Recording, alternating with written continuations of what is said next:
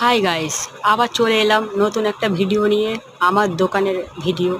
এই দোকানটা এখন পরিপূর্ণ করলাম, জানি না আরও কমতি আছে আমার দেখে মনে হচ্ছে। দেখো তোমরা, এই মাল ফাল তুলেছি, আইটেম, বিভিন্ন রকম আইটেম আছে। চুপা চুপ আছে, মুখে দিলে চড়বড় করে। জেমস আছে, লঙ্কার আচার, আমের আচার, আমবোলা,